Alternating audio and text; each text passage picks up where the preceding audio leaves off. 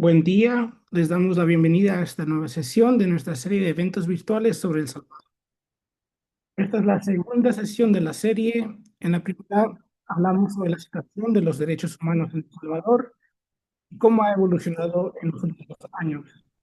Si no pudieron asistir, pueden encontrarlo en nuestra página web, en el canal de YouTube.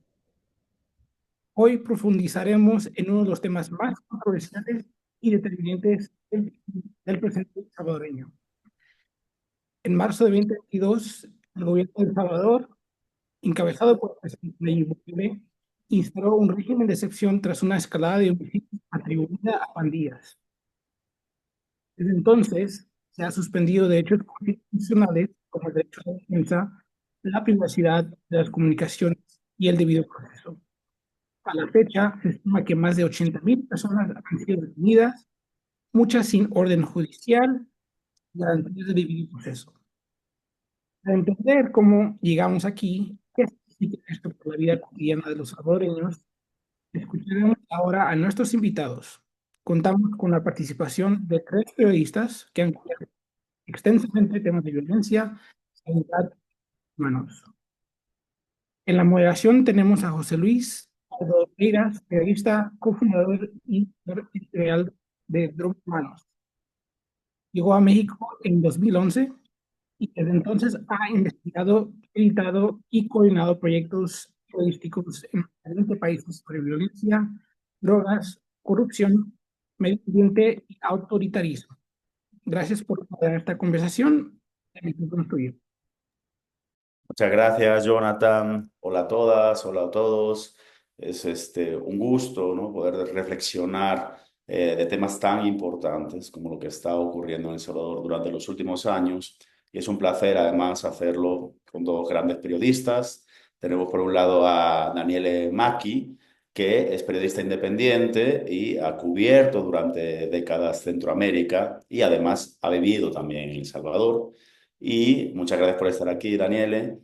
Y también tenemos a Brian Avelar, que es periodista salvadoreño y él es especialista en coberturas de violencia y migración, ¿no? Brian es freelance y trabaja para muchos medios de toda Latinoamérica y también en Estados Unidos. Yo antes de empezar, creo que es pertinente en este espacio hablar muy brevemente sobre lo que ha estado ocurriendo en las últimas semanas en El Salvador. Esta semana, la Asociación de Periodistas Salvadoreños, la APES, ha hecho una denuncia, ¿sí?, en la que dice muy claramente que hay muchos periodistas salvadoreños saliendo del país ante la represión, la persecución, las amenazas, el temor a las medidas del gobierno de Bukele. Y que hay otros periodistas, ¿sí?, en concreto los periodistas del Faro, ¿sí?, que no han podido regresar al país porque tienen información de que los están esperando para detenerlos. Es decir, que el gobierno Bukele está haciendo la misma receta que han hecho otras dictaduras, otros gobiernos autócratas, que es ofrecer cárcel o exilio ante las voces críticas. Por eso todavía me parece más pertinente este espacio. Y para saber, ¿no?, cómo hemos llegado hasta aquí, hasta estos días tristes, sinceramente, vamos a empezar por uno de los hitos, ¿no?, donde se inauguró, digamos, esta situación en El Salvador. Y no es otro que el régimen de excepción, ¿no?, o los regímenes de excepción que se han ido dando durante ya más de 3 años, ¿no? Y quiero preguntarlos a los dos, y Daniele, si quieres, voy a empezar por ti, por la pregunta más básica, y es, ¿por qué surge el régimen de excepción? ¿No? O sea, ¿en qué momento el presidente del país decide que era necesario instaurar esta medida excepcional que finalmente se ha convertido en la norma? Claro, muchísimas gracias, José Luis. Y Brian, por favor, te pido que complementes lo que dejo al lado, que eres experto desde hace mucho tiempo en todo esto. Es un honor estar aquí con ustedes. Em, yo quisiera comenzar con igual complementar un poco de lo que acabas de decir, José Luis. Solo quiero agregar que dos de las personas que han sido detenidas últimamente en esta nueva ola de represión que se ve, que al parecer comenzó en mayo, el mes pasado, bajo Bukele, son la abogada y la investigadora anticorrupción Ruth López y el abogado constitucionalista Enrique Anaya. Y ambos han criticado fuertemente a los atropellos de Bukele, tanto en materia de derechos humanos como los atropellos de la democracia, ¿verdad? Que han habido. Han defendido la democracia y al parecer es por eso que los han criminalizado en esos últimos días. Además, además de lo que ya publicó la APES, del gremio de periodistas, en los últimos días ha habido una salida masiva de gente de organizaciones de sociedad civil y del movimiento social, que es una salida de forma preventiva por temor a ser capturados y criminalizados arbitrariamente, ¿verdad? Y creo que es muy importante reconocer que es gracias a su trabajo que personas como yo podemos saber lo que está pasando en El Salvador, saber las verdades, ¿verdad? Y es muy importante que estén a salvos, ¿verdad? Que tengan la capacidad de hacer su trabajo y vivir sus vidas dignamente.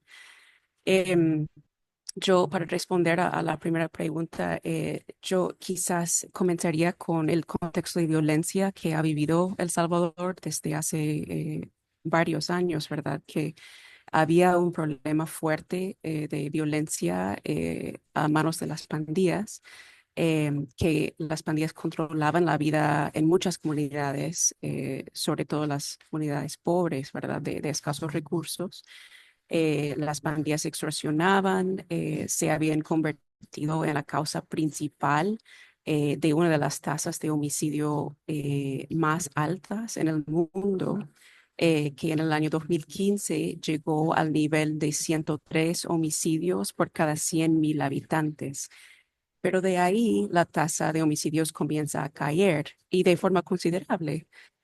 Cayó, por ejemplo, a 81 por cada 100.000 en el año 2016, a 60 en el próximo año, 2017, a 51 en 2018 y a 36 en 2019, que es cuando llega Bukele a la presidencia, ¿verdad?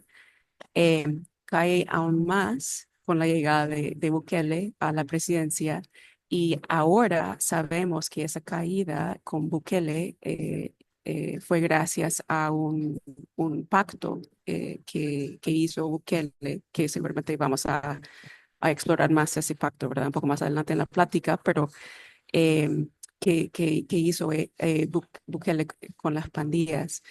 Sabemos de ese pacto precisamente gracias a investigaciones periodísticas hechas por los colegas de Brian y yo, ¿verdad? Por investigaciones de la Fiscalía salvadoreña y por investigaciones del gobierno federal estadounidense, además. Em, Brian, ya que he hablado mucho, no sé si hay algo más que quisieras agregar sobre lo que llevó al régimen de excepción.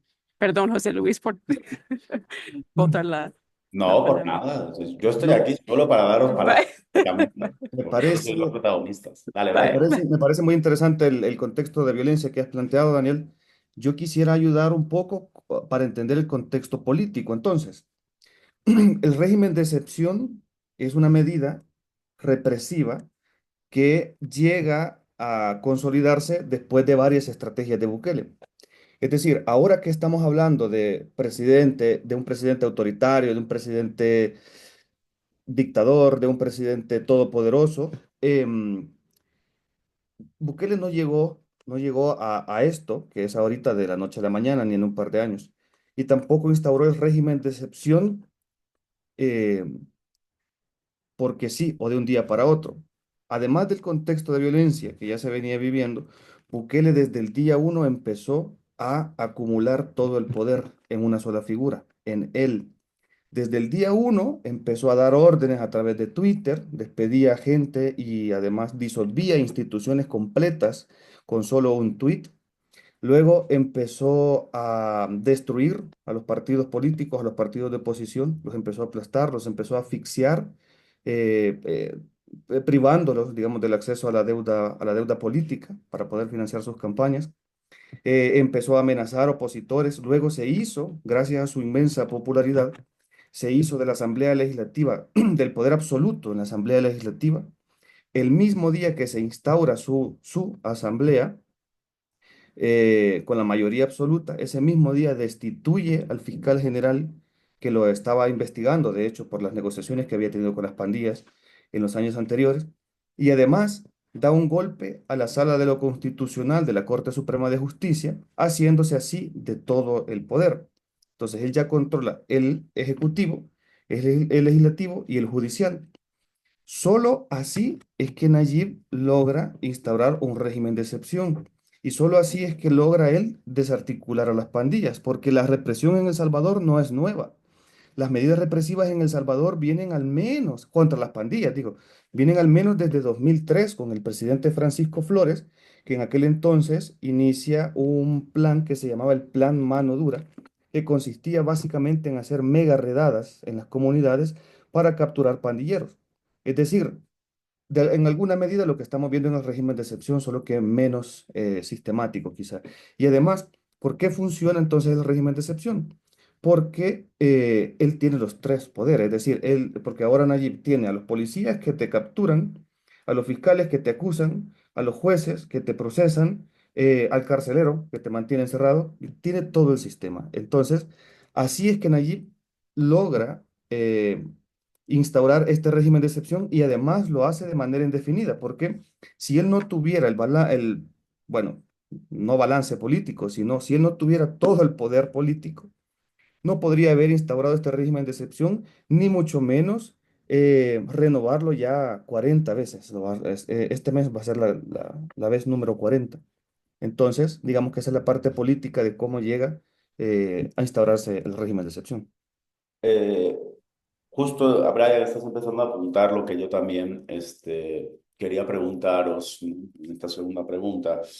Y es que lo que estamos escuchando aquí no tiene nada que ver con lo que ha escuchado la mayoría de la gente durante estos años, ¿no? O sea, Bukele tiene una maquinaria propagandística que ha sido una de las señas de identidad, digamos, de su gobierno.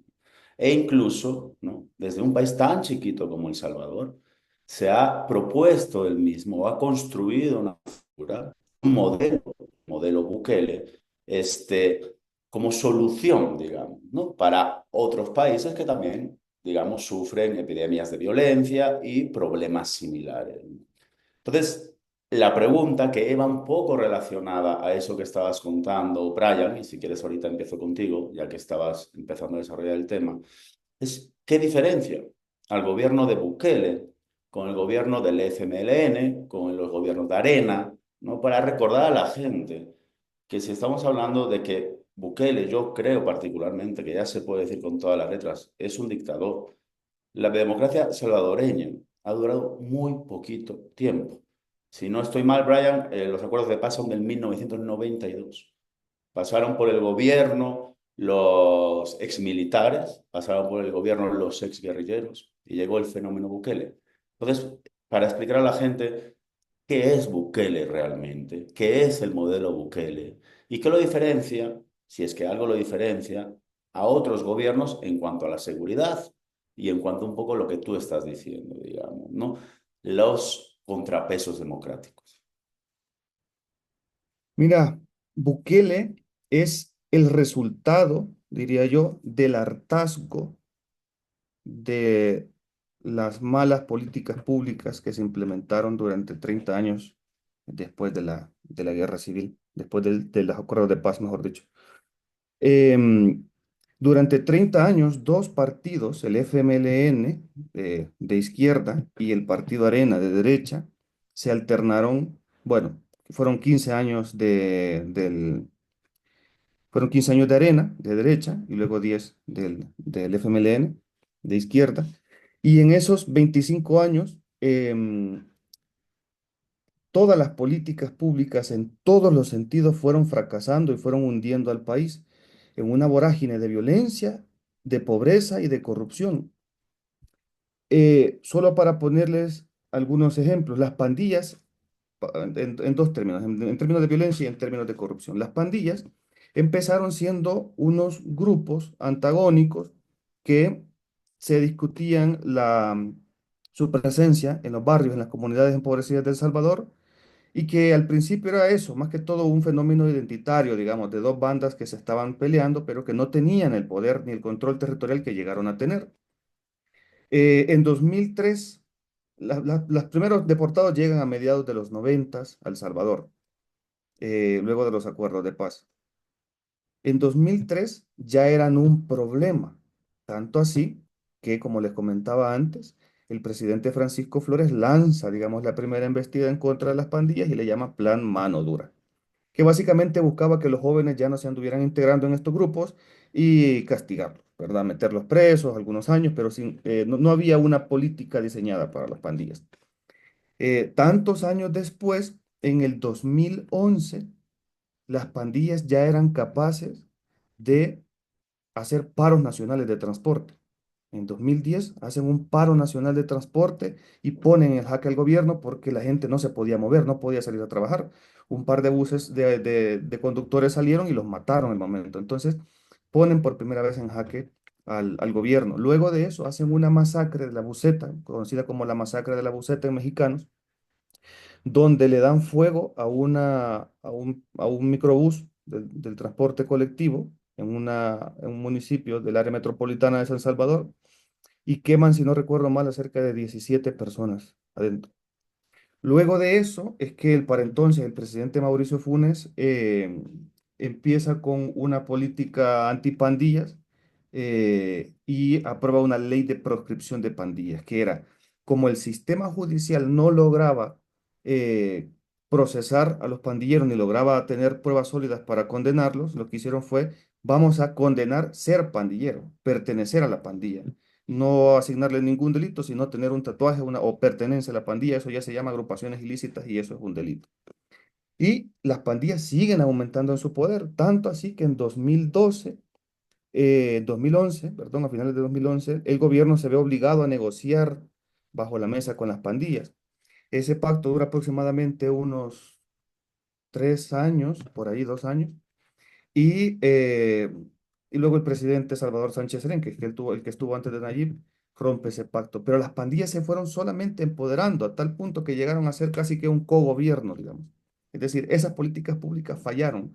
Los pandilleros tenían mucho más poder cada vez. A cada política pública que le aplicaban tenía más poder.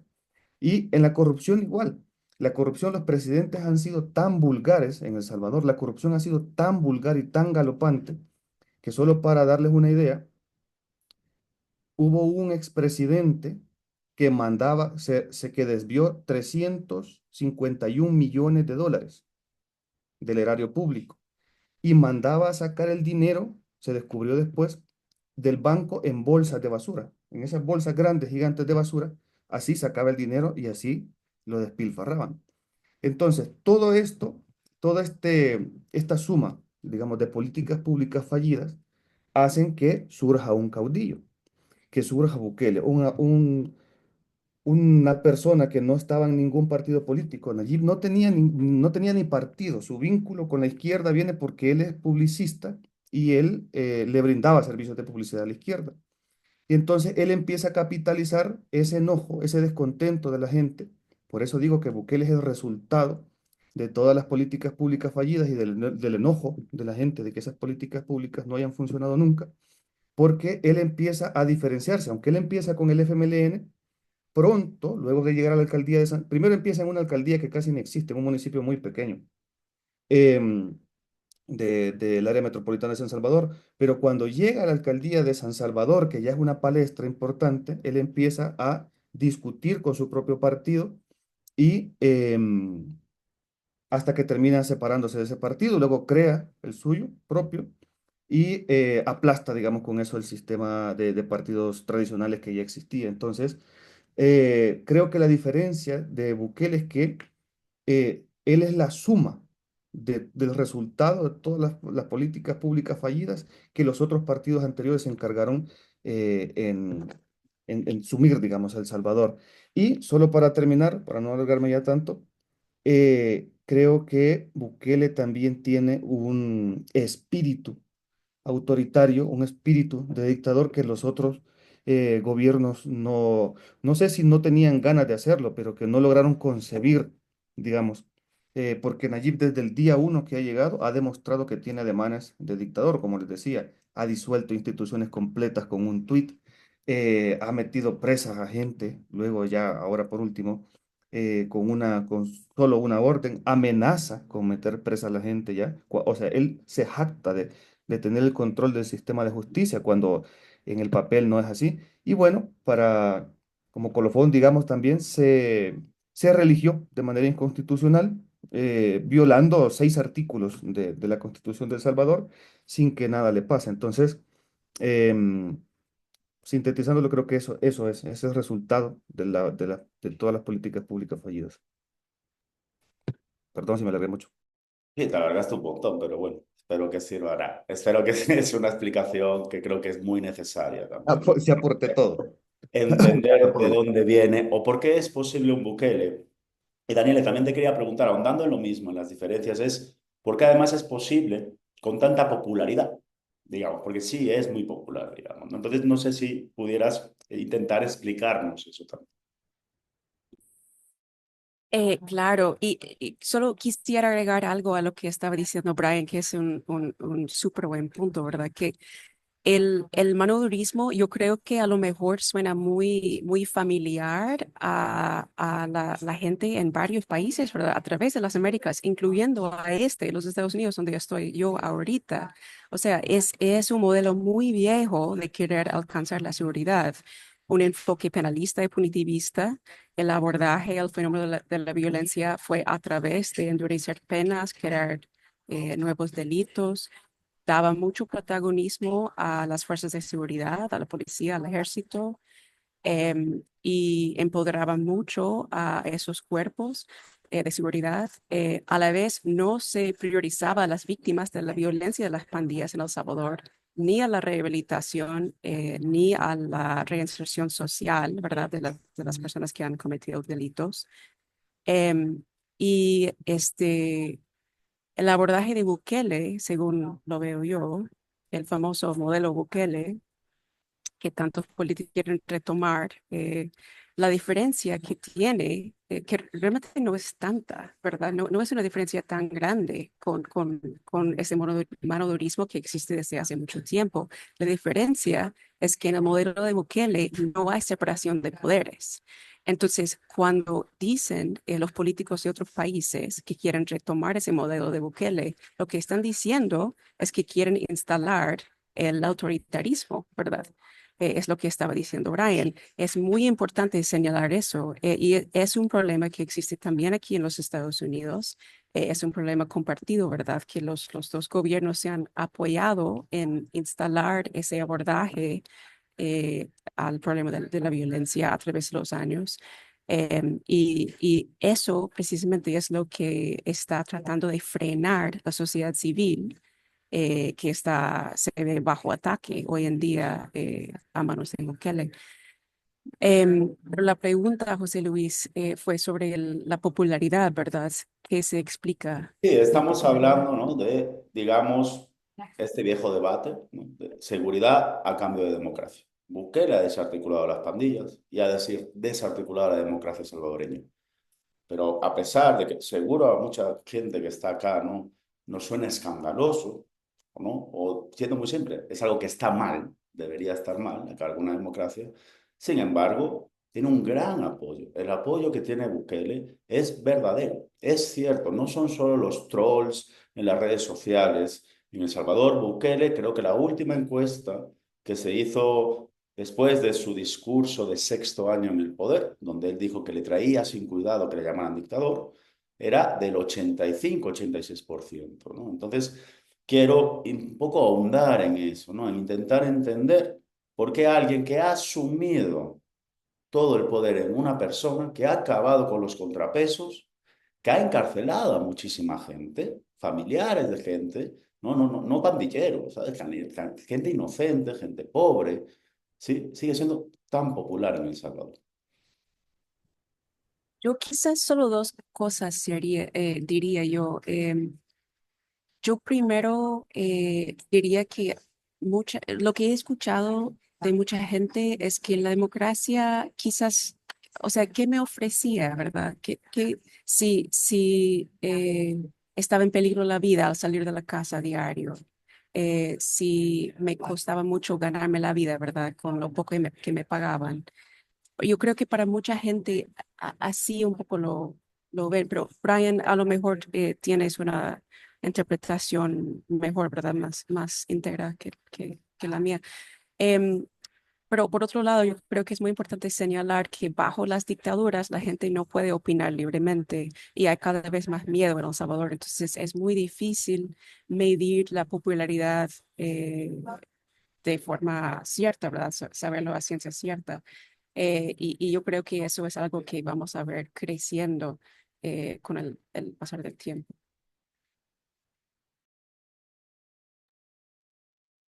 Em, sí, Bukele realmente, como decía Pachi José Luis, em, sí goza todavía de una gigantesca popularidad, ya no solo en El Salvador, sino ahora en el mundo.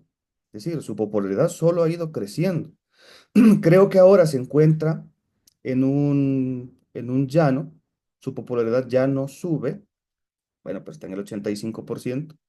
Y también hemos visto que se ha empezado a engrosar la parte de la población que tiene sus dudas. Al menos eso dicen las últimas encuestas. La, a la pregunta si aprueba, hay una división entre aprueba mucho y aprueba poco. La parte de aprueba poco se ha empezado a engrosar y eso quiere decir que hay cada vez más gente que está dudando de algunas cosas. Sin embargo, el capital, el gran capital de Nayib sigue siendo el resultado del régimen de excepción, la desarticulación de las pandillas, porque eso nadie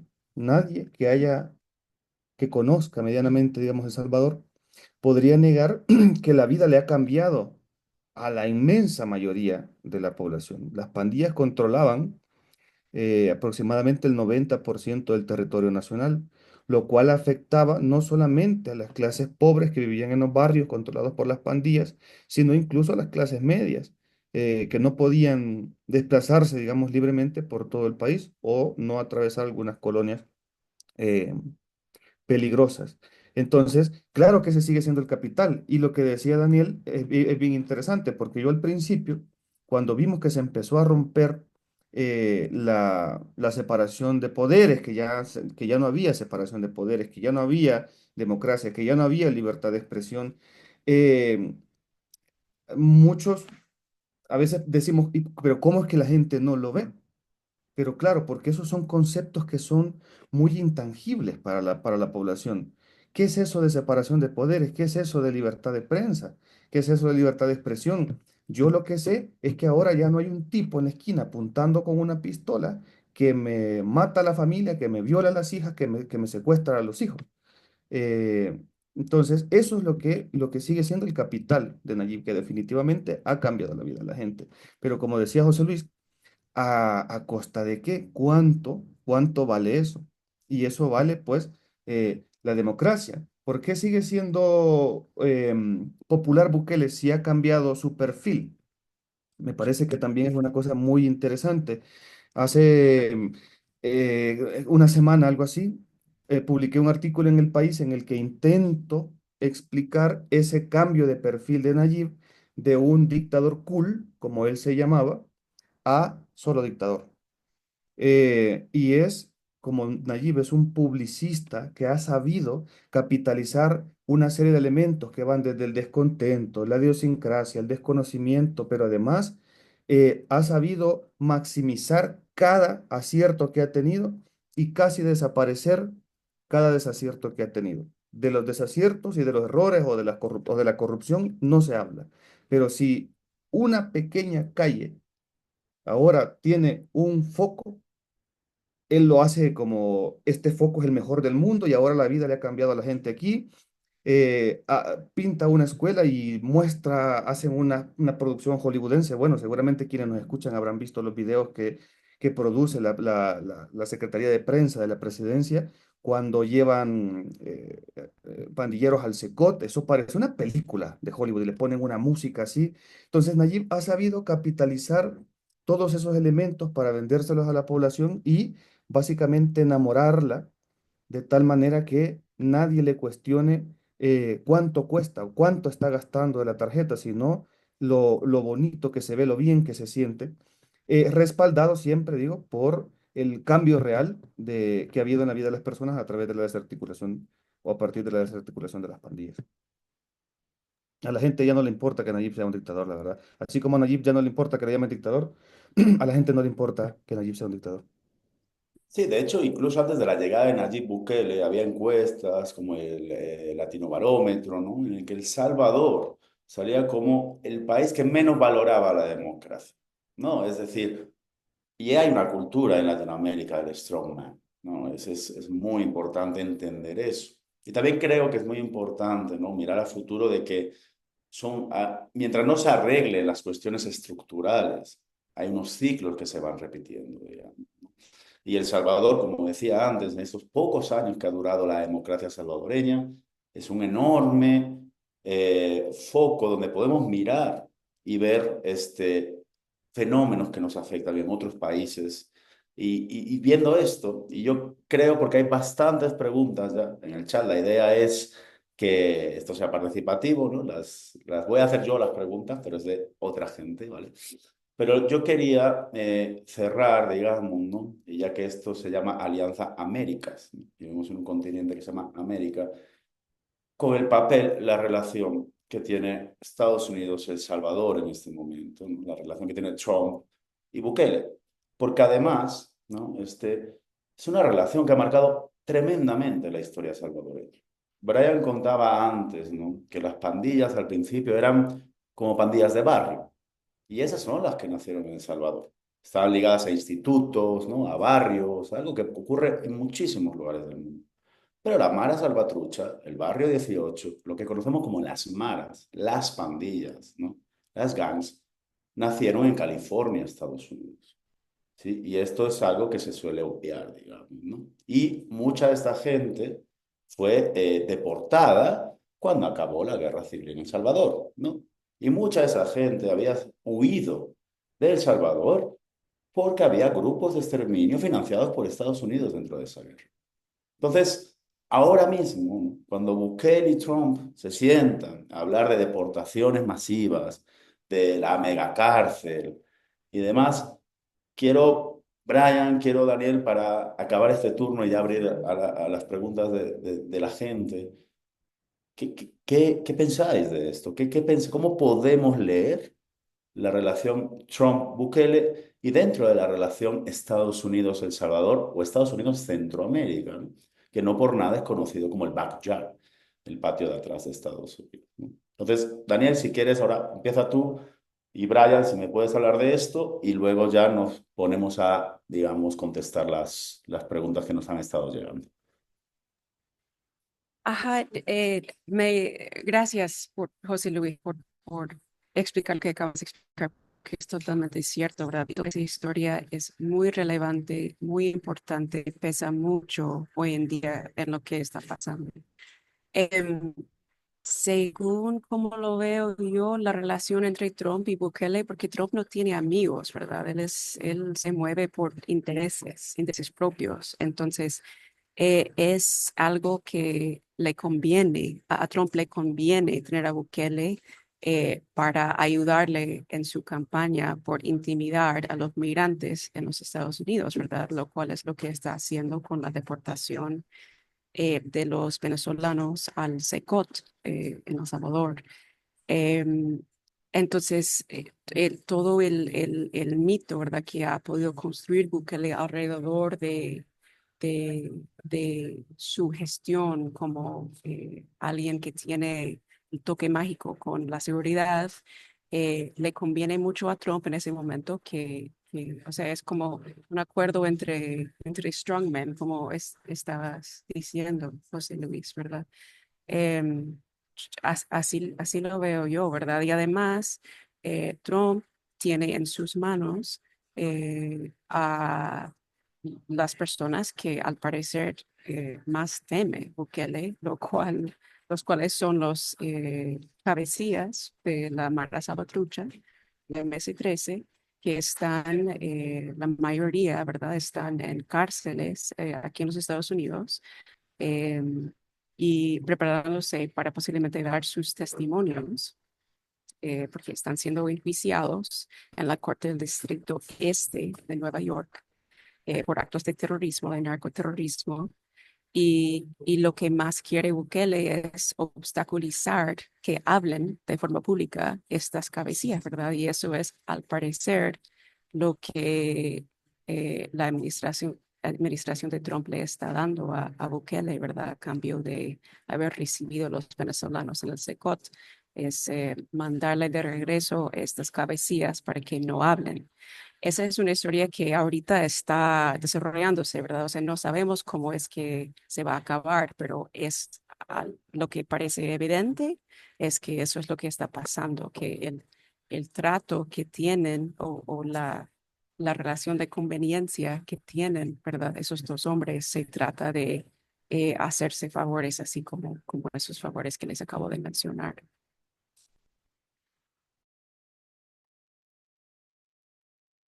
Yo creo, siempre en la línea de lo que estaba diciendo Daniel y de lo que dice José Luis, que Bukele ahorita mismo está en su mejor momento eh, para convertirse o para consolidarse como un dictador, porque a pesar de que ya lo venía haciendo en todos estos años anteriores que ha estado en el poder, eh, siempre tuvo una resistencia de parte de las autoridades estadounidenses. Tanto es así que, bueno, en el primer periodo de Trump, él tomó varias acciones, como por ejemplo cuando se tomó la Asamblea Legislativa el 9 de febrero de 2020, o 20 o 21, no recuerdo bien ya. 21 creo, pero tampoco te quiero 21, sí, sí, se toma la Asamblea Legislativa con militares, porque él quería que aprobaran un préstamo, supuestamente para financiar el Plan Control Territorial, aunque después se supo que ese dinero nunca se usó, al menos para el plan. Él se toma la Asamblea Legislativa con militares, sienta a los diputados en sus curules y él se sienta en la silla del presidente del órgano legislativo e inicia la sesión tocando el gong como si él fuera el presidente, es decir, tomándose de facto otro poder del Estado, otra institución que representa el otro poder del Estado, y dice que habla con Dios, sale frente a toda la gente, creo que esto resume bastante bien lo que es Nayib, sale frente a toda la gente y dice que va a orar. Esto de hecho se transmitió en vivo. Nayib sentado en la silla del presidente dice que le den un momento, que él va a hablar con Dios. Inclina su rostro y habla con Dios.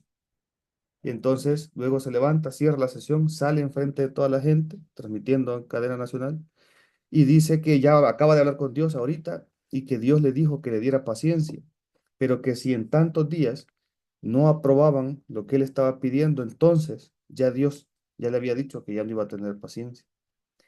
Eso lo hace cuando estaba en la primera administración Trump y el representante de Estados Unidos en El Salvador, em, el entonces embajador, creo que era de apellido Johnson, em, no hace una protesta tan fuerte, digamos, sino que más bien consolida su amistad con Nayib.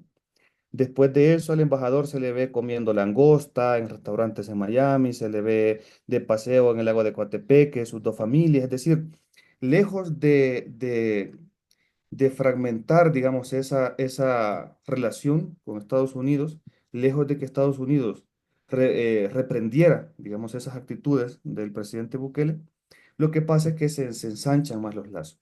¿Qué pasa? Cuando viene la administración demócrata de Biden, cambia la cosa. Tanto es así que casi durante toda la administración Biden, la embajada de Estados Unidos en El Salvador pasa a céfala, pasa sin un representante formal.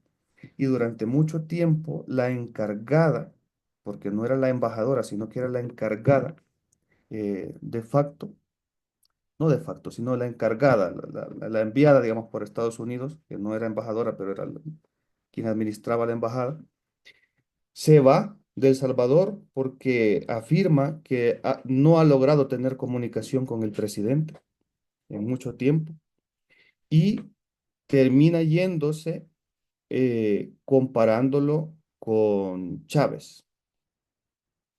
Es decir, una relación bastante rota, bastante fragmentada. Eh, y eso, claro, que generaba una resistencia, digamos, a las actitudes y a las acciones de Nayib. Pero finalmente, ahora con el regreso de Trump, Bukele está de nuevo en su mejor momento, porque ahora ya tiene todo el poder en El Salvador y además tiene el respaldo del principal patrón, digamos, porque todos sabemos aquí que dependemos, El Salvador depende de Estados Unidos, em, y que tiene todo su respaldo. Ahora, solo hay una cosa que yo matizaría de lo que dice Daniel. Yo no creo que Bukele le haga favores a Trump. Creo que Bukele hace lo que Trump quiere que haga.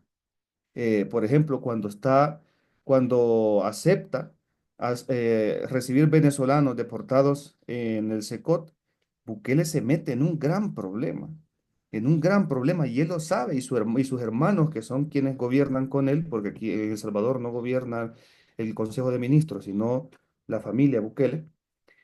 Sus hermanos son conscientes de eso y de hecho piden una reunión. CNN filtró algunos correos, pide una reunión diciendo que se están metiendo en un problema y que le garanticen que los que le van a enviar son solo personas con récord criminal. Es decir, esto de recibir deportados en el SECOT realmente es un problema que creo que va a terminar siendo una violación a derechos humanos, o va a terminar en el cometimiento de delitos de lesa humanidad que pueden meter en graves problemas a toda la administración Bukele cuando finalmente esta dictadura pase. Entonces, creo que Nayib más bien está haciendo todo lo que puede y todo lo que Trump le pide a cambio de que Trump le regrese a los líderes criminales que mencionaba Daniel. Pues muy bien, vamos a empezar. Poco se ha hablado, no hemos hablado de la familia de Bukele, ¿no? Que también es una cuestión clave. Bukele y su familia se han enriquecido exponencialmente durante el gobierno de Bukele. Mientras la pobreza en El Salvador, ya un país muy pobre de por sí, ha aumentado. Tanto la pobreza como la pobreza extrema, digamos, ¿no? Bukele y su familia, a través de un montón de empresas, ¿sí? En los últimos 3 años, ha adquirido más del 90% de las tierras que poseía. Porque hay una narrativa muy poderosa de que los Bukele ya eran ricos. O sea, más del 90% de las tierras, de las hectáreas que posee, son durante su gobierno, ¿no? Esto es una cuestión absoluta de nepotismo, digamos, también, y de enriquecimiento, no solo de su familia directa, hermanos, la esposa, la mamá, etcétera, etcétera, digamos, ¿no? Vamos a ir con las preguntas. Tenemos 15 minutitos, entonces aquí sí os pido que seáis más concisos, digamos, incluso hay alguna que pues puede responder uno, el otro complementar, ¿vale? Para que nos dé tiempo a responder, porque hay como 5 o 6 preguntas. Entonces, para ser muy directos, muy claros y poder informar, digamos, ¿no?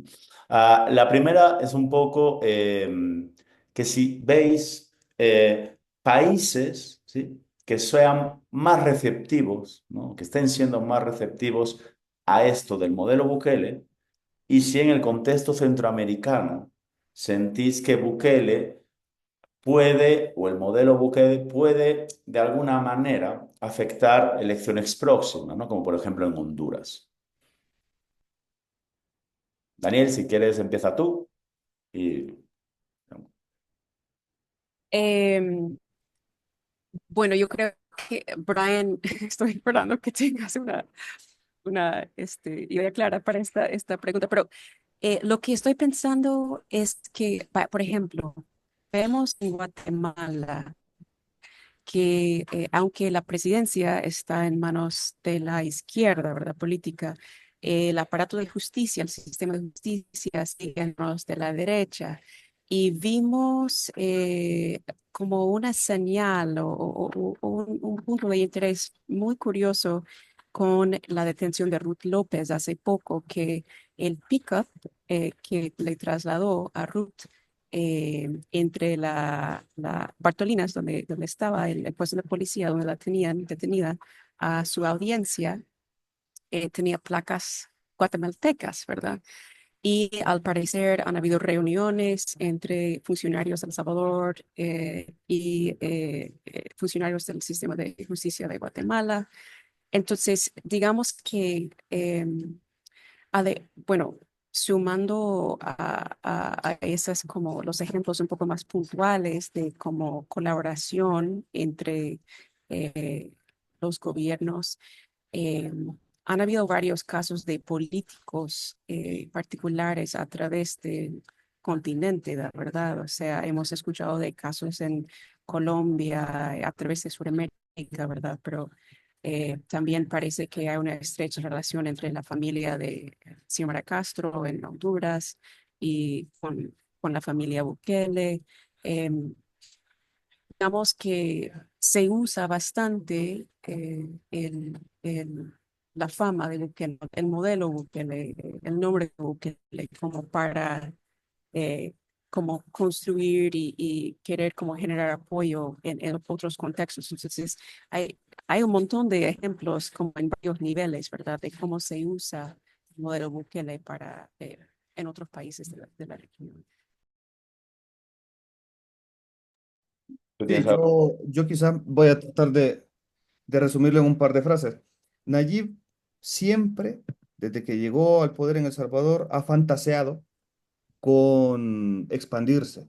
Él habla, de hecho, de él como una figura morazánica, como de una figura de Morazán, y él tiene aspiraciones, digamos, a revivir ese sueño de Centroamérica de ser de ser un solo país, gobernado por él, claro. Em, ya lo ha expresado varias veces esa idea, y aunque no parezca que lo está haciendo de manera tan activa, ya se sabe que el partido Nuevas Ideas, que es el partido de Bukele, al menos se ha concretado en Costa Rica, creo que ya se inscribió como partido, donde por cierto, quien lo lidera creo que es una prima de él. Hay que revisar bien estos datos que estoy diciendo, pero es algo así, eh, con el parentesco. Y creo que en Guatemala también ya hay movimientos para formar un partido. Así que yo sí creo que Nayib es capaz de incidir en las elecciones de otros países y él tiene aspiraciones, creo, a ser el presidente de toda Centroamérica. No creo que lo logre, si me lo pregunta a mí, pero sí tiene esa fantasía. Y hablando de elecciones, la segunda pregunta que nos hacen, que creo que ya hemos un poco tratado, ¿no? El tema, pero es cómo se le puede explicar a la gente que convivan, por un lado, unas elecciones, ¿no? Donde la gente sí puede ir a votar, y por el otro, un sistema en el que todos los poderes del Estado, los tres poderes del Estado, se encarnen en una sola persona, que es un poco como si fuera un oxímoron, digamos, ¿no? Unas elecciones dictatoriales, por así decirlo, ¿no? En algún sentido. ¿Sabes? ¿Cómo se le puede explicar a la gente que esto pueda convivir en un mismo país? Yo creo que así empiezan las dictaduras, al menos acá en Latinoamérica estamos acostumbrados, digamos, a ese sistema de un presidente muy popular, muy querido, muy carismático, que tiene la aprobación de la gente, que se empieza a comportar de manera autoritaria y que termina convirtiéndose en un dictador, todavía con el cariño de la gente, digamos, con el romanticismo de la gente. Yo trabajo en la frontera sur de México y ahí he visto gente que huye de Cuba, por ejemplo, em, y se consideran castristas, muchos de ellos, o gente que huye de Venezuela y añoran a Hugo Chávez. Entonces creo que, por un lado, es el enamoramiento, por llamarlo así, que tiene la población con los caudillos, eh, porque los han convencido con ciertas obras o ciertas políticas, pero a la vez, digamos, como experimentos, ¿saben? Del sapo en el agua que va hirviendo, que va hirviendo, que se va calentando, que se va calentando, que se va calentando. Meten el sapo en agua fría y lo empiezan a calentar el agua despacito, despacito, despacito hasta que se muere y no sintió. No es, digamos, un choque de una vez. Quizá eso asustará más a la gente, pero la estrategia justa que está usando allí, ¿ves? Ir escalando, ir escalando, ir calentando el agua. Entonces creo que así es como se convive con esas dos cosas. Si quieres, pasamos a la segunda, porque nos queda muy poquito tiempo. Y increíble, Brian, hasta ciencia nos traes a esta conversación. ¿Eh? Está espectacular. La pregunta que nos hacen es si las familias de detenidos, ¿no? Tienen oportunidad de organizarse, ¿sí? Para presionar y al menos que sus familiares tengan mejor trato dentro, que ellos tengan más acceso a sus familiares o eso no se puede, en este contexto, no está sucediendo o no puede suceder. Yo quizás puedo contestar esa pregunta que yo estuve en El Salvador la semana pasada y justo me reuní con un grupo de los varios, ¿verdad? Que existen en el país de familias organizadas que tienen en su mayoría son hijas e hijos, ¿verdad? Encarcelados bajo el régimen de excepción. En ese grupo de que les hablo está en el Bajo Lempa, la región del Bajo Lempa, El Salvador. Han contabilizado a más de 100 miembros de sus comunidades, ¿verdad? De esa región que han sido encarceladas en el régimen de excepción. Han metido como grupo habeas corpus para reclamar que el Estado revise la prueba, ¿verdad? Que supuestamente se tiene contra esas personas y o las liberen o que reciban su ¿cómo se llama? El debido proceso, en todo caso. Eso es el reclamo. Claro, también están exigiendo eso, que les den chance de visitar a sus familiares, de verlos con ojos propios, ¿verdad? Que a ver, que estén bien, que estén con vida. Que estén recibiendo los famosos paquetes, ¿verdad? Que las familias se están esforzando tanto para comprar para cubrir las necesidades básicas de sus seres queridos en las cárceles.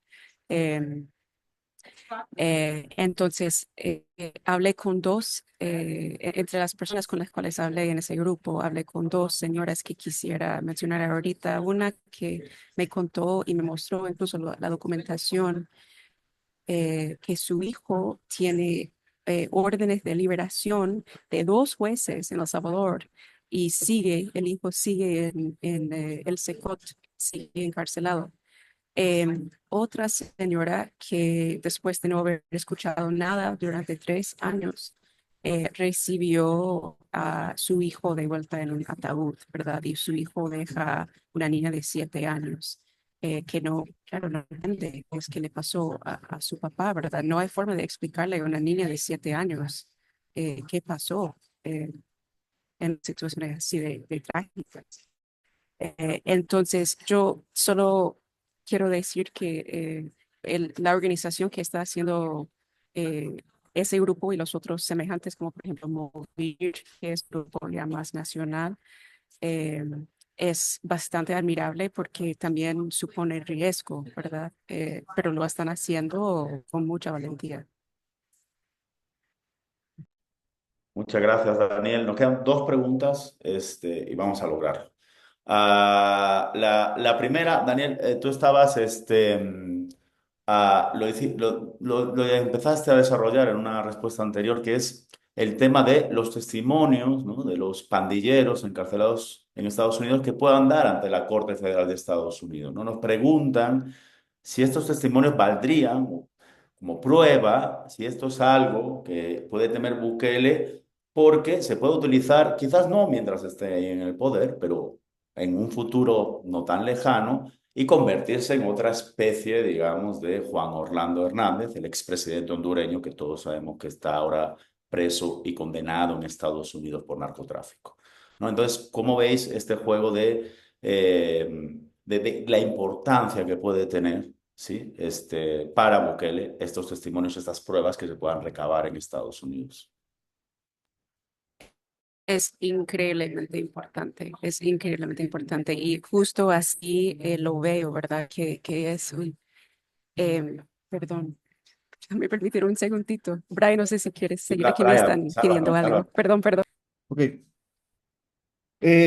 Sí, totalmente. O sea, yo creo que uno de las peores pesadillas de Bukele en este momento es que los pandilleros que están detenidos en Estados Unidos hablen. ¿Por qué están detenidos estos pandilleros? Porque desde el 2020 eh, un juzgado de Estados Unidos está pidiendo a, si no recuerdo mal, 27 líderes pandilleros, entre ellos la cúpula de la MS-13, para hacerles un juicio por terrorismo. De esos 27 que Estados Unidos viene pidiendo desde 2020, El Salvador le ha dado cero a Estados Unidos. No ha entregado a ninguno de esos pandilleros. Entonces, ¿cómo tiene estos pandilleros Estados Unidos? Porque muchos de ellos estaban libres. De hecho, uno de los que estaba preso, que es el Elmer Canales Rivera, terminó siendo liberado por el gobierno de Bukele de manera ilegal y fue capturado por el FBI en México.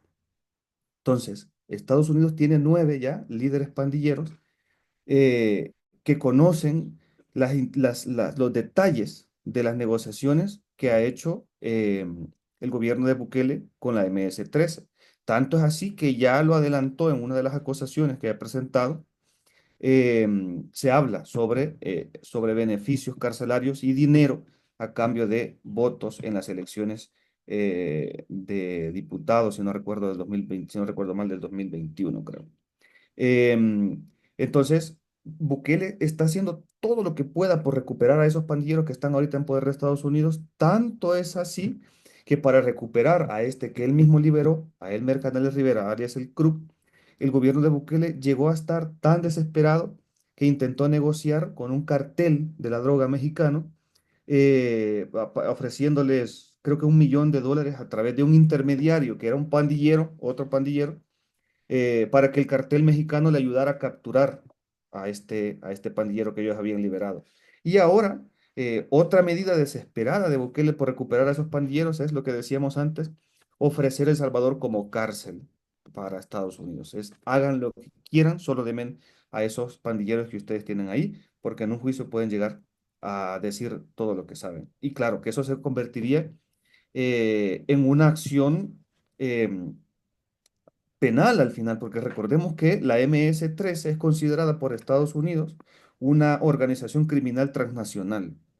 Eh, es decir, que quien haya negociado con la MS-13 está negociando con un enemigo de Estados Unidos. Entonces, no es el mejor momento para Nayib, para que salgan estas negociaciones en una corte federal de Estados Unidos, justamente cuando la foto es él abrazando a Donald Trump. Entonces, creo que ahí hay un elemento muy importante.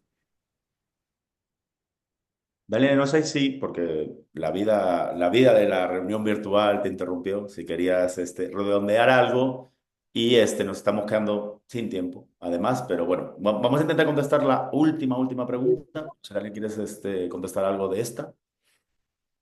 No, no, no, yo creo que Brian lo ha dicho muy bien y ahí me van a disculpar, estoy en estoy en una cobertura periodística de viaje, estoy en un café, entonces por lo tanto estoy con O varias, más te perdón, perdón. agradecemos que puedas estar aquí. Más te Ay, muchas agradecemos gracias. Bien, todavía que puedas gracias. estar aquí.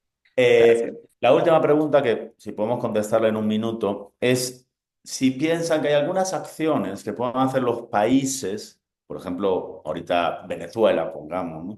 Que tienen a ciudadanos, ¿no? Con nacionales encarcelados en El Salvador. Porfa, Daniel. Qué buena pregunta. Qué buena pregunta. La verdad es que no estoy segura. O sea, yo entiendo que hay intentos por ejemplo, acudir a los sistemas internacionales de derechos humanos, ¿verdad? Eh, pero la verdad es que, y sé que hay organizaciones como Cristo Sal en El Salvador que están muy encima de estos casos. Eh, pero la verdad es que es muy difícil, es muy complicado y ha sido una estrategia demasiado bien pensada, ¿verdad? de parte de la administración de Trump y, ¿verdad? Es precisamente por eso, porque es muy difícil. Yo diría que no se puede hacer nada. Así. Bueno, Eh, pero acabar con tanto pesimismo. yo creo que no se puede hacer nada porque ya Bukele ha demostrado que a esa gente la tienen ahí secuestrada. En El Salvador no hay ningún papel, en ningún juzgado, ni ningún juez que pueda determinar la situación jurídica de estas personas. El SECOT es básicamente un agujero negro donde lo que entra ya no vuelve a salir.